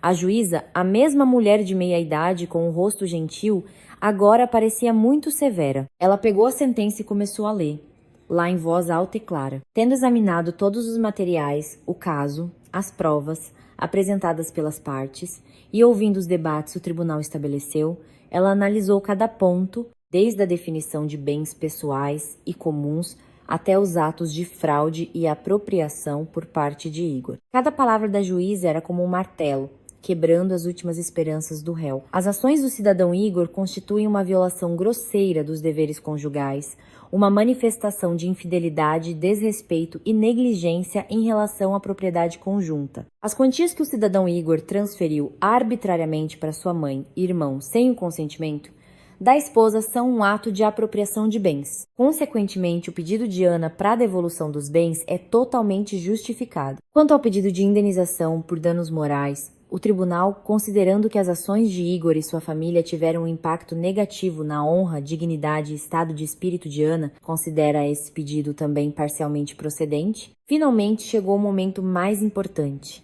Com base nos artigos dos Códigos Civil e de Família da República Federativa do Brasil, o tribunal decidiu julgar procedentes os pedidos de Ana, condenando Igor a devolver a Ana os fundos no valor de R$ 246.500, condenar Igor a pagar a Ana uma indenização por danos morais no valor de R$ 50.000. O valor total a ser pago por Igor em favor de Ana é de R$ 296.500. R$ 296.500. Esse número que ecoou no tribunal fez Igor cambalear, como se estivesse prestes a cair. Seu rosto ficou branco como papel. Mas isso não foi tudo. A juíza olhou para o lugar dos ouvintes, onde Sônia estava sentada. Com voz severa, ela acrescentou: além disso, o tribunal observa o comportamento inadmissível da cidadã Sônia, expresso na violação da ordem na sala do tribunal. O tribunal emite uma advertência à cidadã Sônia. Em caso de repetição de tais ações, ela será responsabilizada por desrespeito ao tribunal. Ao ouvir seu nome, Sônia pulou, apontou o dedo para os juízes e gritou: injusto! Vocês todos estão comprados! Que tribunal é este? Devolvam meu filho. Imediatamente, 2 oficiais de justiça presentes na sala se aproximaram rapidamente e retiraram Sônia. Seus gritos e maldições foram ficando cada vez mais baixos e, finalmente, silenciaram atrás da porta. O julgamento terminou. A justiça prevaleceu. Respirei fundo, sentindo como se uma pedra que me pressionava todos esses anos tivesse caído dos meus ombros. Virei-me para Helena. Ela estava sorrindo para mim. Vencemos. Vencemos não apenas no tribunal, mas recuperamos nossa honra e liberdade. A decisão do tribunal foi uma sentença de morte para Igor e sua família. A quantia de quase R$ 300.000 era impensável para um homem que acabara de perder o emprego, não tinha bens próprios e estava acostumado a viver às custas dos outros. Após o julgamento, o advogado de Igor entrou em contato com Helena, tentando negociar um parcelamento do pagamento em muitos anos, mas eu recusei categoricamente. Eu disse a Helena que não precisava do dinheiro dele imediatamente, mas precisava que a justiça fosse feita até o fim. Ele não me deu uma chance, e eu não tenho motivos para sentir pena dele. Que tudo seja feito de acordo com a lei. Exigimos o cumprimento imediato da decisão. Helena apoiou totalmente minha decisão. Ela disse que qualquer concessão agora os faria pensar que eu era fraca e poderia ser usada novamente. Eles precisavam provar todas as consequências de suas ações. Isso seria a lição mais cara para eles. Algumas semanas depois, quando o prazo para o cumprimento voluntário da decisão expirou e não houve nenhuma ação por parte de Igor, entramos com um pedido no Serviço de Oficiais de Justiça e a máquina da justiça começou a funcionar, fria e implacável. Uma bela manhã, a caminho do trabalho, recebi uma ligação de uma ex-vizinha do bairro onde a família de Igor morava. Sua voz estava cheia de excitação. Aninha, você ouviu as notícias? Os oficiais de justiça chegaram na casa dos Sidorovs. Estão lendo uma ordem. Selando tudo, a rua inteira veio ver uma multidão enorme. Eu apenas respondi, entendi e desliguei. Não havia o menor tremor em minha alma. Eu já havia imaginado essa cena há muito tempo. Era o final inevitável para a ganância e a estupidez. Mais tarde me contaram que aquele dia foi um verdadeiro caos para a família de Igor. Quando os oficiais de justiça e as autoridades chegaram, Sônia gritava, rolava no chão, amaldiçoava a todos, recusando-se a cooperar. Ela se deitou na frente da porta impedindo que alguém entrasse, mas diante da lei, todos os seus protestos foram em vão. A ordem de execução forçada foi lida e sua casa, o único bem registrado em nome dos pais de Igor, foi selada para preparação para inventário e venda em leilão. Todos os móveis da casa foram inventariados. As coisas que eu mesma comprei uma vez, desde a enorme TV de plasma e o sofá chique até pequenos eletrodomésticos. Tudo foi incluído na lista de bens a serem vendidos para quitar minha dívida. Toda a família de Igor foi forçada a deixar a casa no mesmo dia, autorizada a levar apenas os itens pessoais mais essenciais. Em uma manhã, eles se tornaram sem teto. A ruína da família de Igor se tornou o principal assunto de discussão em todo o bairro. Ninguém sentiu pena deles. As pessoas apenas se regozijavam. dizendo que era uma justa retribuição para uma família que vivia às custas da nora. Enquanto a vida deles descia a ladeira abaixo, minha carreira atingiu um novo nível.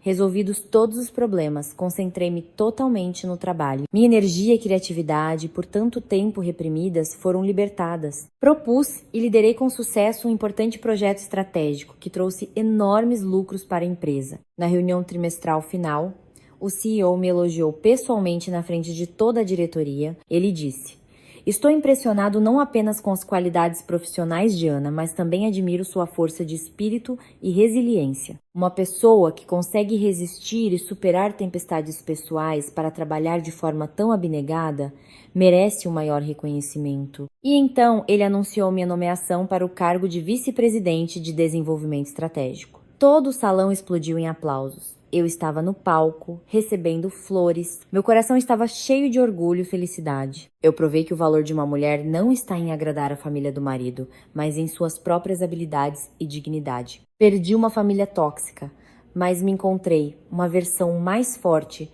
mais bem-sucedida e mais brilhante do que nunca.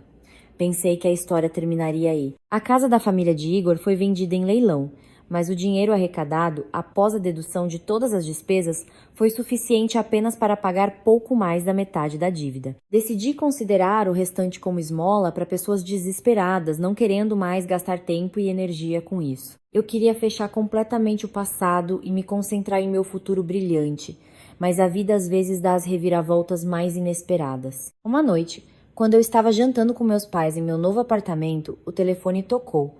Um número de telefone fixo desconhecido. Hesitei um pouco, mas ainda assim atendi. "Alô, é a Aninha?" Uma voz masculina familiar e mais velha soou do outro lado da linha. "Sim, sou eu." "Desculpe, quem é?" "Sou eu, seu tio." "Tio Vitor, tio avô de Igor." Fiquei atônita. "Tio Vitor, o mesmo que me pediu R, 50 mil emprestados e evitou de todas as formas me pagar. Por que ele está me ligando agora? Será que ele quer pedir dinheiro emprestado de novo?" Um sorriso irônico passou por meus lábios. "Ah, olá, tio Vitor. O que você queria?" A voz do tio Vitor do outro lado da linha estava hesitante e baixa. "Aninha, eu sei que agora não é o melhor momento para essas conversas, mas estou tão indignado que não consigo ficar calado. Aconteceu alguma coisa?" Fiquei curiosa. Aconteceu o seguinte. Ele baixou a voz, como se temesse que alguém o ouvisse. "A casa da Sônia foi vendida, mas ela tem seu próprio dinheiro, escondido, sobre o qual ninguém sabe." Meu coração bateu mais forte. Seu próprio dinheiro, exatamente, e não é pouco, sobrinha. 40 mil. É o dinheiro que ela recebeu pela venda de alguns acres de terra na aldeia alguns anos atrás e mais as economias de muitos anos. Ela não contou a ninguém sobre isso, nem mesmo ao marido e ao filho. Escondeu em uma velha caixa de ferro e a enterrou em algum lugar no depósito da casa velha. Ela queria guardar para a velhice e não dividir com ninguém. Fiquei em silêncio, tentando processar essa informação inesperada. 40 mil não é uma quantia pequena. Vendo que eu estava em silêncio, tio Vitor acrescentou apressadamente. Sua voz estava cheia de indignação. "Estou te contando isso porque o egoísmo dela me irrita. Sempre se fez de vítima. Tudo pelos filhos, tudo pelos netos, mas na verdade só pensava em si mesma. Parentes em apuros vêm. Não se consegue um centavo, mas ela esconde um monte de dinheiro. Agora que não tem casa e tá endividada até o pescoço, ela ainda vai ficar com esse dinheiro sozinha. Isso simplesmente me irrita. Você é a credora. Você tem o direito de saber sobre isso para buscar justiça." Eu entendi tudo imediatamente. Ele não era tão bom assim. Ele a entregou por ressentimento, porque ele não conseguiu nada, por inveja. A essência dessas pessoas, no final, se resumia a uma palavra: lucro. Quando os interesses comuns desapareceram, eles estavam prontos para se atacarem. "Obrigada por me informar, tio Vitor", respondi com voz calma. "Vou pensar no que fazer. Lembre-se, sobrinha, a velha caixa de ferro no depósito. Haja rápido ou ela vai esconder. Lá em outro lugar."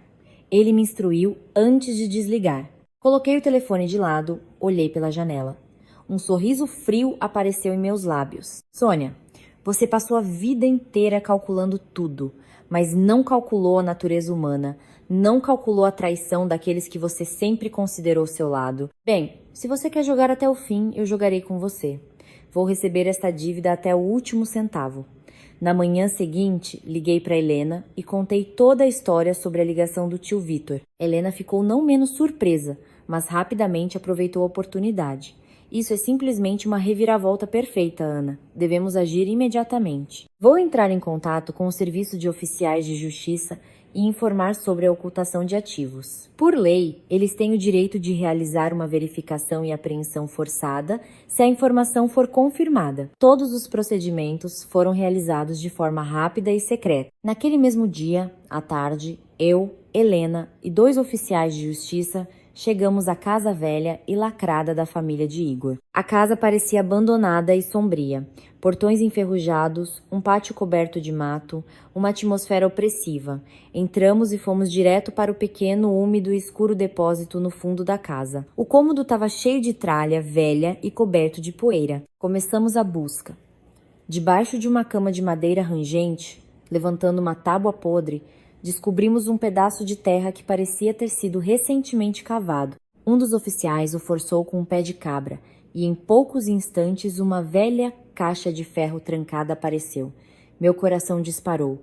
É ela. No exato momento em que a caixa foi retirada do subsolo, os portões do lado de fora se abriram com força. Sônia e Igor apareceram, seguidos pela tia Gabriela, tio Vitor e mais alguns parentes. Obviamente, alguém os havia avisado.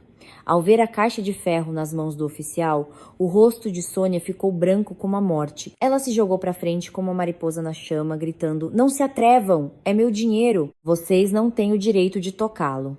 Um dos oficiais a deteve.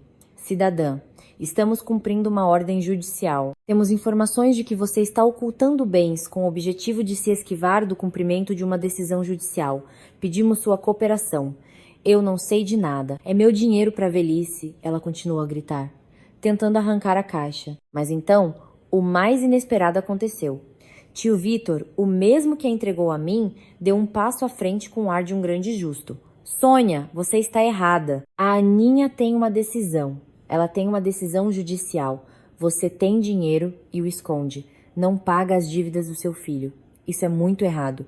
O que as pessoas vão pensar da nossa família?" A tia Gabriela imediatamente concordou. "Exatamente. Você é muito egoísta. Seu filho está endividado até o pescoço. A casa foi vendida e você esconde o dinheiro. Você pensa em alguém além de si mesma?" Outros parentes que antes sempre estiveram do lado de Sônia, agora também a atacaram com censuras. "Nunca pensei que você fosse assim. Acontece que você só fingia amar seu filho e sobrinhos. Tem dinheiro, mas não paga as dívidas do filho, permite que ele seja processado. Desumano." Sônia olhou atônita para os parentes que a cobriam de censuras. Em seus olhos havia confusão, dor e incredulidade. As pessoas em quem ela sempre confiou, a quem sempre protegeu, agora lhe davam os golpes mais dolorosos nas costas. Eles não se importavam com a perda dela.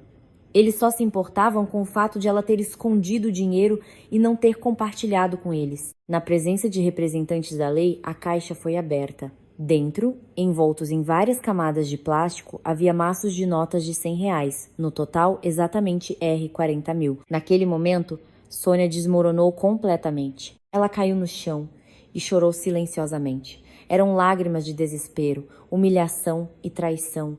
Os parentes olharam para o dinheiro com ganância e arrependimento, e depois novamente para Sônia, com censura e desprezo. Fiquei observando silenciosamente esta tragicomédia. A natureza humana é realmente mais assustadora do que qualquer demônio. Não senti prazer, apenas uma vaga pena por essas pessoas que estavam se destruindo por causa do dinheiro. A quantia de R$ 40.000 foi lacrada no local e entregue ao Tesouro do Estado para o cumprimento da decisão judicial. Minha guerra, em essência, chegou ao fim. Poderia-se pensar que, após a descoberta do dinheiro escondido, Igor e sua família finalmente se renderiam. Mas não. O desespero os tornou ainda mais loucos e imprudentes. Eles decidiram apelar. E na audiência do Tribunal de Apelação, eles recorreram ao último e mais sujo truque. O astuto advogado de Igor, com um ar sério, apresentou ao tribunal uma nova prova. Uma gravação de áudio. "Meritíssimo", disse ele. "Esta é a prova da verdadeira razão para a dissolução do casamento do meu cliente. Não se trata das divergências das quais Ana falou, mas do fato de que ela traiu seu marido. Ele tocou a gravação, uma conversa com interferência soou, As palavras eram quase inaudíveis. Era a minha voz e a voz de algum homem. A conversa era muito ambígua, grosseiramente editada a partir de fragmentos de frases como "sinto sua falta", "quando nos veremos novamente, que ninguém saiba de nós". Eles alegaram que o homem na gravação era meu chefe direto no trabalho. Igor estava sentado no banco dos réus, com a cabeça baixa, interpretando perfeitamente o papel de um marido infeliz e enganado. Sônia, na plateia, enxugava periodicamente as lágrimas com um lenço, fingindo sofrimento. Eles queriam, com este truque, manchar minha honra, fazer o tribunal acreditar que a culpa era minha e, com base nisso, rejeitar minhas reivindicações. Fiquei atônita por um momento. Não podia acreditar que eles fossem capazes de tal baixeza, acusar-me de traição e ainda por cima envolver meu chefe nisso. A raiva me dominou, mas Helena gentilmente colocou a mão na minha. Seu olhar dizia: calma. Quando a gravação terminou, Helena se levantou calmamente, sem demonstrar a menor preocupação. Meritíssimo, afirmamos que esta é uma prova falsa, maliciosamente editada, com o objetivo de caluniar e ofender a honra de minha cliente. O advogado de Igor sorriu. Você tem provas de que é uma farsa ou são apenas palavras vazias? Claro que temos, respondeu Helena com firmeza. Ela se virou para o tribunal. Pedimos para chamar como testemunha o senhor Paulo, chefe do departamento de estratégia e chefe direto de Ana. O lado de Igor ficou um pouco confuso com este pedido inesperado. Alguns minutos depois, meu chefe, senhor Paulo, um homem de meia-idade, distinto e elegante, entrou nas... Helena começou o interrogatório. Senhor Paulo, você reconhece a voz do homem na gravação que acabamos de ouvir? O senhor Paulo balançou a cabeça. Não, senhora advogada, definitivamente não é a minha voz. Helena continuou. No período em que, segundo o réu, minha cliente tinha um relacionamento inadequado com você, ou seja, nos últimos 3 meses antes do divórcio, qual era o seu relacionamento com Ana? O senhor Paulo respondeu de forma clara e concisa. Ana é minha subordinada, uma funcionária excepcionalmente talentosa. Naquele período, trabalhamos juntos em um projeto muito importante para a empresa. Frequentemente tínhamos que discutir questões de trabalho, inclusive fora do horário de expediente. Todas as nossas conversas diziam respeito exclusivamente ao trabalho, e outros membros da equipe do projeto estavam frequentemente presentes. Não tínhamos nenhum relacionamento pessoal. Helena assentiu e deu o golpe de misericórdia. Meritíssimo, recorremos a um laboratório de perícia independente para analisar a gravação de áudio fornecida pelo réu. E aqui está o resultado. Ela colocou sobre a mesa uma conclusão com um selo vermelho. A perícia mostrou que esta gravação foi editada. Ela foi colada a partir de muitas conversas diferentes. A voz masculina na gravação não corresponde à voz do Sr. Paulo. Além disso, várias frases de Ana, como foi estabelecido, foram tiradas de suas conversas com entregadores e operadores de call center. Este é um fato óbvio e irrefutável de falsificação de provas. As provas eram muito convincentes. O advogado de Igor ficou mudo. Igor e Sônia empalideceram como a morte. Seu plano sujo foi vergonhosamente exposto. O juiz-presidente bateu o martelo com força. Sua voz estava cheia de raiva. Apresentar provas sabidamente falsas ao tribunal constitui obstrução da justiça e desrespeito à lei. O tribunal considerará a questão de responsabilizar severamente os culpados. O julgamento terminou com uma decisão final e extremamente clara. O Tribunal de Apelação rejeitou completamente o recurso de Igor, mantendo a decisão do Tribunal de Primeira Instância. Ele foi obrigado a pagar toda a dívida e a indenização. Além disso, Igor foi multado por falsificação de provas e Sônia, por perturbação constante da ordem e desacato ao tribunal, foi condenada a 7 dias de prisão administrativa como medida cautelar. Quando os oficiais de justiça levaram Sônia embora, ela estava completamente quebrada.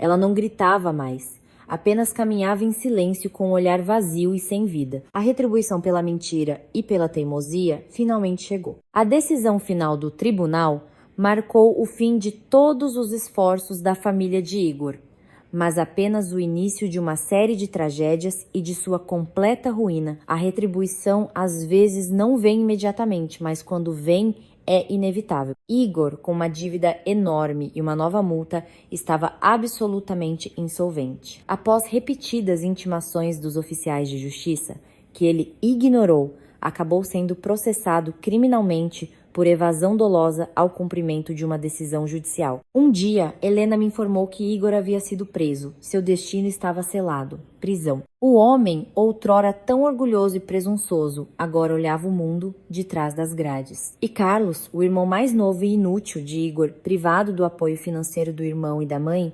endividou-se novamente. Por desespero, ele cometeu um roubo e foi pego em flagrante. Considerando seus problemas anteriores com a lei, Carlos pegou vários anos de prisão. Os dois irmãos acabaram se reunindo, mas já em uma cela de prisão. A maior tragédia talvez tenha atingido Sônia. Após 7 dias de prisão, ela foi libertada, mas seu espírito estava completamente quebrado. Ambos os filhos na prisão, sem casa, dinheiro confiscado.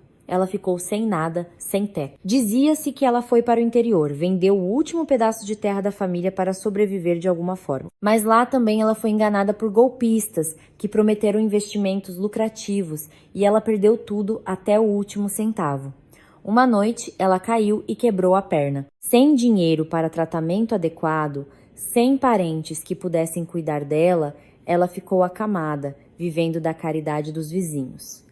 A doença, a dor e o remorso tardio rapidamente minaram sua saúde. Um dia, chegou a notícia de que Sônia havia morrido sozinha e na miséria. Quando a encontraram, o corpo já estava frio. O funeral foi silencioso. Apenas alguns vizinhos e parentes distantes compareceram por decência. Aqueles que ela tanto protegeu e cuidou durante toda a vida não estavam lá. Ouvi essas notícias sem alegria e sem tristeza, apenas um vazio e uma reflexão sobre as leis da vida. O que se planta, se colhe. Eles mesmos escreveram um final trágico para suas vidas. A história deles, para mim, estava realmente encerrada. 6 meses depois que todas as tempestades se acalmaram, minha vida entrou em uma fase completamente nova, brilhante e clara.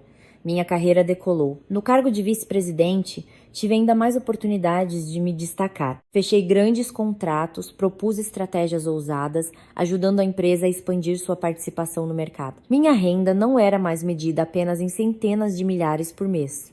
Bônus generosos foram adicionados a ela. Eu provei meu valor não com palavras, mas com resultados concretos. Mas a maior felicidade para mim foi a oportunidade de proporcionar aos meus pais uma vida melhor. Com minhas economias, comprei um apartamento de luxo espaçoso no centro de São Paulo, perto do meu trabalho. Da varanda, decorada com flores, avistava-se um parque verde. Mudei meus pais de sua pequena cidade para morar comigo. Olhando para seus sorrisos felizes e satisfeitos, para o quão confortáveis eles estavam na nova casa, como a filha cuidava de cada detalhe, senti que todos os meus esforços não foram em vão. Minha vida agora girava em torno do trabalho, da família e de amigos próximos. Todo fim de semana, eu levava meus pais a bons restaurantes, ao cinema ou simplesmente passeávamos juntos no parque. Também comecei a dedicar mais tempo a mim mesma. Spa, yoga, livros, viagens. Eu desfrutava da liberdade, da independência, da sensação de controle total sobre minha vida. Um dia, quando eu estava sentada em um café com Helena, ela mencionou de passagem: ouvi dizer que o Igor saiu da prisão. Dizem que foi libertado antecipadamente por bom comportamento. Eu calmamente tomei um gole de café. Ah, é mesmo? Sim, continuou Helena com um certo constrangimento. Dizem que agora ele vende legumes no mercado. Parece muito velho e exausto. O cabelo quase todo grisalho. Ninguém o reconheceria como a almofadinha de antes. Fiquei em silêncio. A imagem de Igor com cabelos grisalhos, vendendo legumes em um mercado barulhento e sujo, passou pela minha cabeça, mas não despertou nenhuma emoção em mim, nem prazer, nem pena. Ele e a história de sua família se tornaram parte do passado distante e obscuro. Sorri para Helena. Deus que os ajude. É a vida deles. Por que deveríamos pensar nisso? Escute, vamos para Recife no fim de semana? Eu reservo as passagens e um hotel 5 estrelas. Helena olhou para mim e riu. Claro, se a vice-presidente está pagando, estou sempre dentro. Rimos alegremente. O sol da manhã, brilhante e quente, brilhava pela janela. Eu sabia que os dias mais sombrios haviam ficado para trás. Um céu imenso e um futuro promissor me aguardavam. A viagem a Recife foi a recompensa que me dei depois de tudo que passei. Eu estava deitada em uma espreguiçadeira perto da piscina panorâmica em um luxuoso resort, com os olhos fechados, aproveitando a brisa fresca do mar e o som das ondas. O céu estava claro, o mar brilhava como prata, tudo estava tão pacífico e perfeito. Eu me perdi nesta bela paisagem quando o telefone na mesinha vibrou. Novamente um número desconhecido. Um vago pressentimento passou por mim, mas decidi atender. Eu queria enfrentar isso de frente, colocar um ponto final definitivo. Alô? Do outro lado da linha houve um momento de silêncio, e então uma voz rouca e cansada soou. Ana, sou eu. Igor. Não respondi. Apenas ouvi em silêncio. Eu sei que não tenho o direito de te ligar. A voz de Igor tremia de vergonha e incerteza. Eu só queria perguntar. Como você está? Você está bem? Estou bem? Muito bem, respondi curta e friamente. Bem, graças a Deus, gaguejou Igor. Ana, eu sei que não mereço perdão. Eu te causei tanta dor, mas eu realmente não tenho outra saída. Saí da prisão sem emprego, sem casa, sem parentes. Eu quero começar uma nova vida. Quero abrir uma pequena barraca de legumes, trabalhar honestamente. Mas não tenho capital inicial. Você não poderia me emprestar um pouco? Pelo menos R? 100? Eu juro. Vou trabalhar e te devolver tudo. O último pedido, e novamente sobre dinheiro. Suspirei baixinho, sentindo toda a absurdidade da situação. Até o fim, ele não mudou. A mesma pessoa fraca, que só sabe pedir. Mas desta vez não senti raiva, nem desprezo, apenas pena. Pena de uma pessoa que destruiu a própria vida. Comecei a falar e pela primeira vez em muito tempo não havia aspereza nem frieza em minha voz, apenas uma determinação calma e inabalável. Não, uma única palavra curta e clara. Do outro lado da linha reinou o silêncio.